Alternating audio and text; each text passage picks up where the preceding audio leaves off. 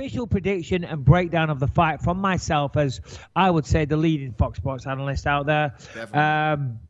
Even though I don't never win the awards, in my mind, I'm the leading Fox Sports analyst. Here's how it's going to go.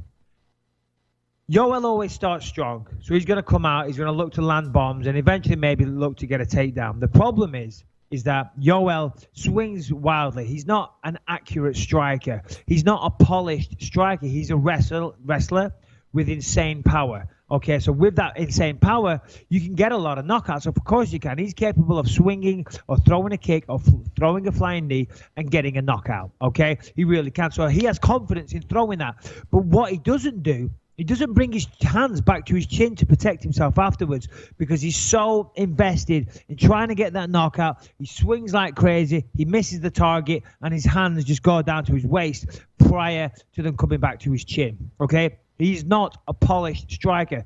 Effective, yes, because he's a big, powerful motherfucker. But he's not polished. Now, against a counter striker and somebody that's not a wrestler like Robert Whittaker, he's going to have a hard time, because Whittaker, if he's smart, he's going to use all of that space in the octagon. He's going to dance around. He's going to let Romero come at him swinging. And every time he doesn't bring those hands back to his chin, Whittaker's going to start picking him apart. Boom, boom. Just little shots here and there, but they start to add up as the fight goes along. He may get Whittaker down on occasion, but Whittaker, we saw against Jacare, is pretty good at getting back to his feet. I'm assuming he'll get back to his feet. What Whittaker's not going to do is look to take the fight to the floor, right? Chris Weidman, Derek Brunson, a lot of people, they try and wrestle against Romero. The reason they try and wrestle is because they think, okay, force him to wrestle, make him tired, then he'll be a sitting duck and we take him out. Also, the reason that they wrestle is because they're shit in their pants. Chris Weidman was trying to out-wrestle a gold medalist at the Olympics. He's a far better wrestler than Chris Weidman. Chris Weidman kept going back to that single-leg takedown time after time after time because he was scared of getting knocked out. He was scared of standing with him. If you're wrestling, if you got your hands on each other, it's not as daunting a prospect. You might lose the wrestling exchange and end up on your back, but you're not getting your head knocked off your shoulders. Weidman kept trying to do that, got predictable, got caught with a flying knee. Whittaker ain't going to do that. He's going to dance around, as I say.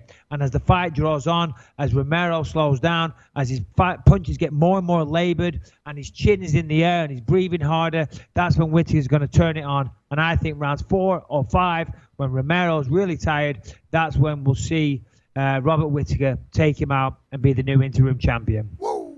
That is great analysis. Great analysis. That's what I think. Or Romero knocks his fucking head clean off in the first round. Flying knee, 9 seconds. Romero goes, Michael, I come for you, Michael. You've got to remember, Whittaker got knocked out against the welterweight, Stephen Wonderboy Thompson. Wonderboy's great fighter, no shame. Spinning wheel kick, if I'm not mistaken.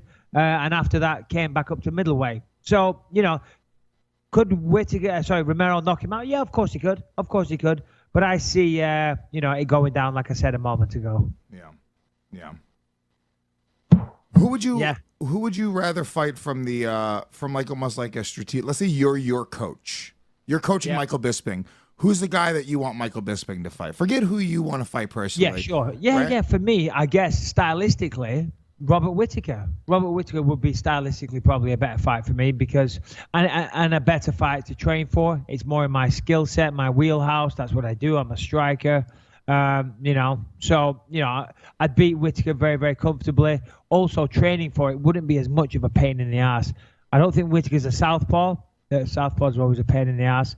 And just finding the pedigree of wrestler that you need to find. So when you start in a training camp, you've got to think about who you're going to train with.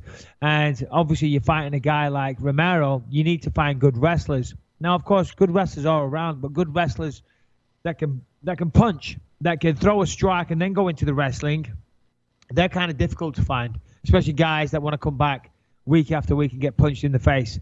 So it becomes a very difficult training camp. It becomes a headache finding those training partners. And also the training, what you got to do is a lot of getting back to your feet, a lot of starting the fight on the ground, and you got to work back to your feet, a lot of submission work.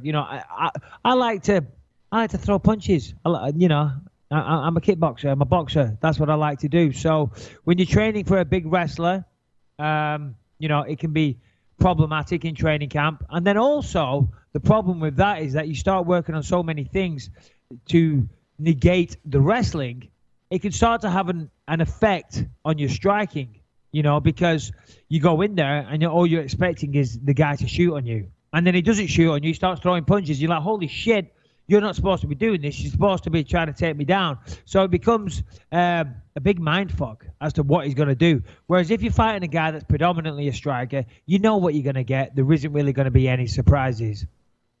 This is very interesting. So what do you think the odds are for this fight? No idea, but I did see somewhere that Whittaker was actually the favorite. Is that correct? Yeah, he's a little bit of a favorite. You know why that is? Because a lot of people are betting on him? I don't know. Well, maybe that, but because he knocked out Jacare. Yeah, that's crazy. I would assume if I blindly guessed that, I would assume that Romero would be a very heavy favorite. Not very heavy, but like minus 175 or something like that. Yeah, just sizable. Listen, but what you got to realize, and this is what people don't know, you've got to stop looking at someone's physique and thinking, "Wow, he looks so scary." That's not how we operate as fighters. If you operated like that, if that was what we thought, we'd never fight. We would never fight somebody, because come fight night, we're all in good shape. Yeah, of course, Romero has a very impressive physique. He's a physical specimen. He looks like he should be a bodybuilder or whatever.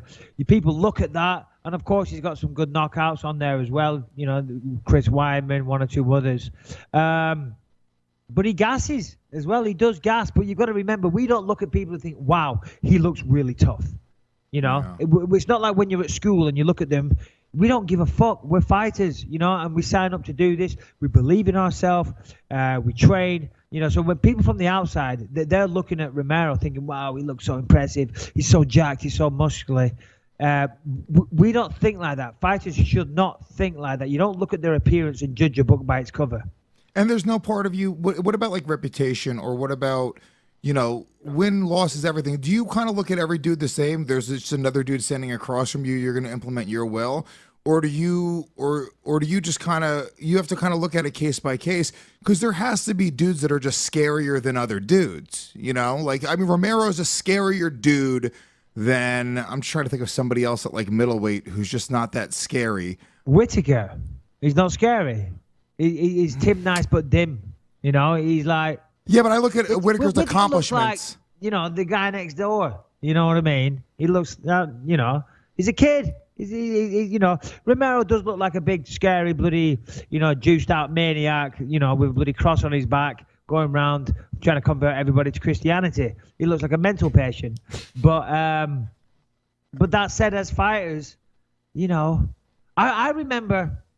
when I used to kickbox back in the day, and I'm from the, northwest of England, and we used to go out kickboxing, and everyone would be like, "Ooh, you're fighting him, or he looks so scary," and they say, "Oh my God, he's black. Have you ever fought a black man before?" Because I'm like, "What do you mean? Oh, he's so scary." I'm like, "What do you mean? What are you talking about?" People look at it differently. If you're a fighter, you don't really think like that. Yes, of course, you size up your opponent, you do, and you think, "Oh, he looks in shape," or "He's bigger than what I thought he was." But if you're thinking, "Oh, he's scary, he's got a good six-pack and he's got some really defined biceps," then you're probably in the wrong game. Yeah. You can't look at them though and say he's in shape. He looks like he's in shape. You can compare him to his appearance maybe, a couple of fights ago and say, "Oh, he's definitely in better shape this time," or "He's looking a little bigger. He looks like he's lifted more for this one," or "He looks like he's done more cardio." So therefore you can kind of figure out, whether or not you think that they're going to be in better cardio shape, or they're going to be stronger, or I've heard they've done a lot of wrestling for this one. Yeah. You know what I mean? You can formulate ideas and expectations based upon things like that, but you never look and think, "Oh, he looks scary." What about... Not at this point, man. Not at this point. After so many fights, and I would say that most people don't, when you get to a certain level. You and Romero have talked so much shit about each other. You guys hate each other. Very public about it. Whittaker, you've always been kind of complimentary of, as complimentary as you can be. But Whittaker went on TMZ, and he was throwing a little shade, as they say. He said, "I want to fight the top 10, or I want to fight the top of the food chain. Bisping's out. He hasn't fought a dude in the top 10 in a long time." Yeah. A little bit of shade over at Michael the Count Bisping. Yeah, a little bit of shade, and allow me to fucking reciprocate it right back at you, you little fucking short ass midget, getting knocked out of welterweights. That's why he fucking came up to middleweight.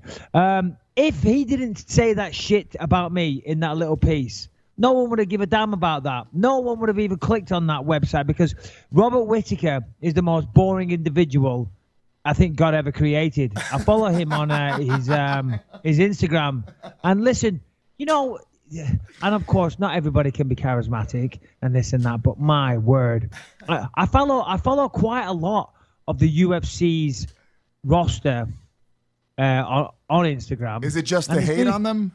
Say again? Is it just to hate on them? No, initially, because I was just interested what other guys are doing. Obviously, that's what I do. That's my area of expertise. I fight in the UFC, so I follow other UFC fighters, see what they're up to, see what they're doing.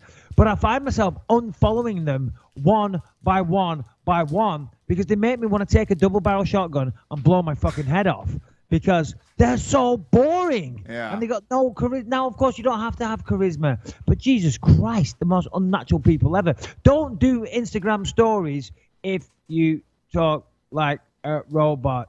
Like, they'll be like, so I'm just here having my breakfast, having some berries. And then it'll cut to another one of like, okay, guys, I'm here. I'm at the airport. And it'll cut to the next one. Okay, guys, I'm here.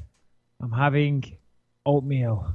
It's like, oh my God, unfollow all the time. Do you use the story at all? I never use the Instagram story. I never used to use the story, but my wife does it, so now I'm starting doing it.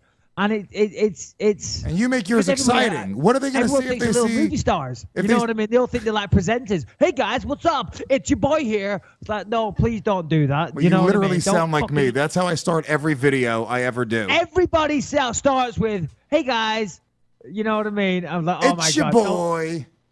Don't say, hey guys. If I ever say, hey guys, I expect a lot of shit. But everyone starts with, hi guys. I mean, I cannot wait for all the people to tweet at us fucking moments where you going, hey guys, Michael Bisping here. Yeah, don't say, right, here's a public service announcement. Just start talking on your Instagram stories or your Instagram videos. Don't start it with, hey guys. And you motherfucker. Now, I've done it in the past. I've done it. I have been one of those people. But now I'm aware of how fucking stupid it sounds. So I'm not doing it anymore. So just if you got something to say, if you want to talk about, I'm having a coffee, just say, oh, I'm having a coffee, guys. There you go. Don't start with, hey, guys. Sound like a fucking game show host. Hey, guys.